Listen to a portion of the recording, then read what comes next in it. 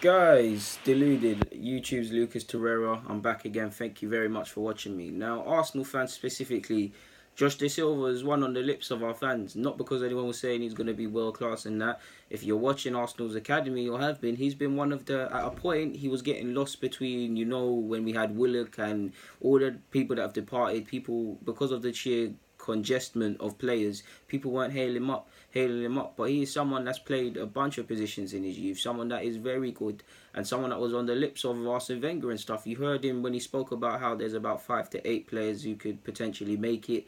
Don't agree with that number or some of the players he said, but he was one of them.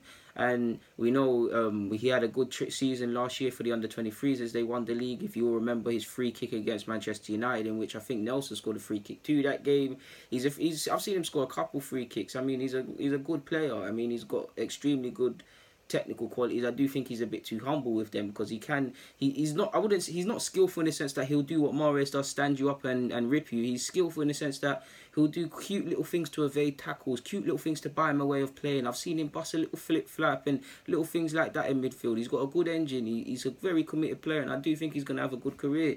It's sad to see that he's departed the club because it did provide a lot of thingy confusion for a lot of fans, including myself, that are on the ground level and don't really have any contacts in the know. It appeared that he was staying at the club on paper because he returned to pre-season. In the early pictures of the under-23s, he was there. But obviously, ever since they've had their official photo call, you haven't seen him. And it's come out. You've obviously seen him on Instagram training with a personal trainer somewhere in London. So he's obviously departed the club. And I think it was actually said as much if you bought an Arsenal matchday programme yesterday or so. So yeah, he's departed the club, and yeah, it's a shame because he was handed a new deal. Obviously, he doesn't deem this is the best place for him to continue his development. For someone that's 19 and I believe turning 20, you can't fault him. Arsenal are going through transition and things like that. Josh isn't even in the picture in the sense that he didn't go on tour. He's been highly rated and he's made a couple of appearances, but past that he hasn't really had much of a look in the same way you've seen Joe Willock last year get a lot of appearances. So he's probably looked at his age mates in Joe Willock. He's close friends with Marcus McGrain, who it's a different story if he makes it at Barcelona, but he's had some success. He's made his debut. He's training with Messi. He's learning something else. He's obviously spoken, I assume he's spoken to players that were his former youth teammates here and they've departed the club. Or he's just seen how they've kicked on. Or he's just seen in general how young English players or young players are getting chances elsewhere. And he's at a pivotal time in his career where he kind of needs to make inroads into the senior game. So if that's what he wants to do, you can't fault him, and I wish him all the best because he's got the ability to do it, he's got the quality to do it. I just want him to be a bit more gassed. It's a bitter pill to swallow from an Arsenal fan perspective because you want the best players at your club. But if the pathway, for obvious reasons, Arsenal being in transition, we just signed Gudezi and Torreira, there's Xhaka who signed a new deal, there's other people in and around. Joe Willock's ahead of him on paper right now. We've got a young mate, Lanals, who was playing at fullback, but he's ahead of him. So there's a lot of bodies. No matter how talented you are, only certain people can play, and it's a new manager and things. So any ratings that Wenger had for you, you kind of have to start again, and it is long. It remains to be seen whether he still has a career in midfield or at fullback, but he's someone I believe in, and I can't fault him. It did look like, and it was reported that he was going to join Birmingham on loan, but it's now come out that that move was actually a permanent one, and I think they've priced themselves out after they're having to pay a comp fee because he is a free agent, but because he was offered a new deal by Arsenal, I believe Arsenal will be entitled to some compensation, probably in a couple hundred thousands, which if he becomes the player people think he could be, is great for Birmingham, but it's pennies for us. But it is what it is. It's a bitter pill to swallow because something's been going wrong with contracts at this club for a while, especially with young players. You've seen Jeff, you've seen Nwakale, you've seen Marlon, you've seen Gnabry, you've seen Benacia, you've seen João Virginia. A lot of talented players are leaving, especially when especially the ones that are in a year left of their deal.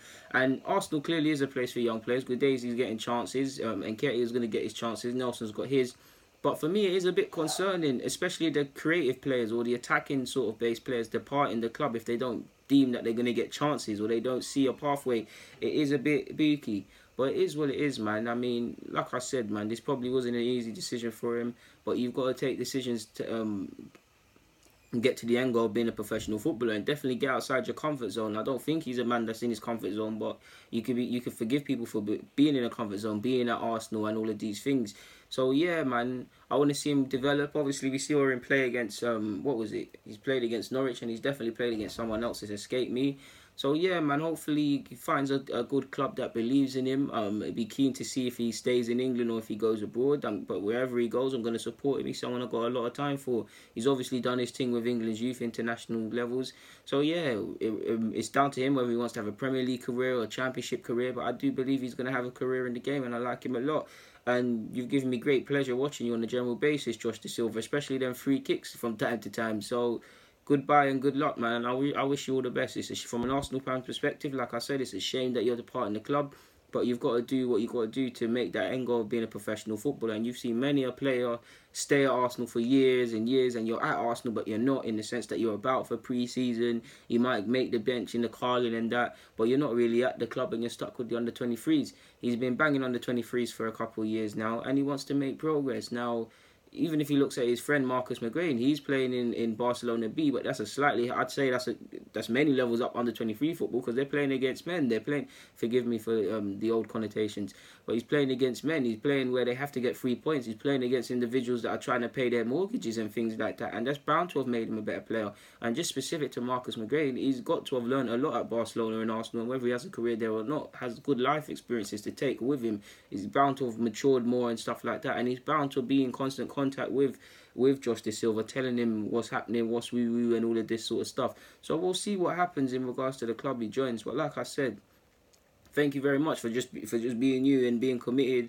I've never seen him put in a bad attitude. I've never seen him be afraid to put in hard work and track back and make a make a tackle and do the dirty work. So I applaud him, man, and I want you to go the way you can. It's a shame, like I said, for the 15th time now, that he's not going to be at Arsenal. But it is what it is, man.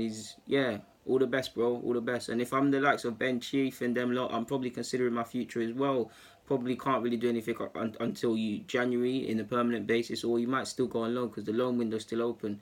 But for now, yeah, man, goodbye and good luck, man. And the benefit is, if you're a young midfielder at Arsenal with ability, you've probably got a chance to assert yourself in the under-23s now, and a chance to put yourself in the shop window of the manager and things like that. And the pathway's a bit clearer for the younger sort of players. On that note, I've got nothing more to say, man. Oh yeah, our young under-23s drew 5-5 with Manchester City. I don't know why I'm telling you that, but yeah, man. Guys, deluded, get in the comments, subscribe, and do the rest if you wish. I'm out.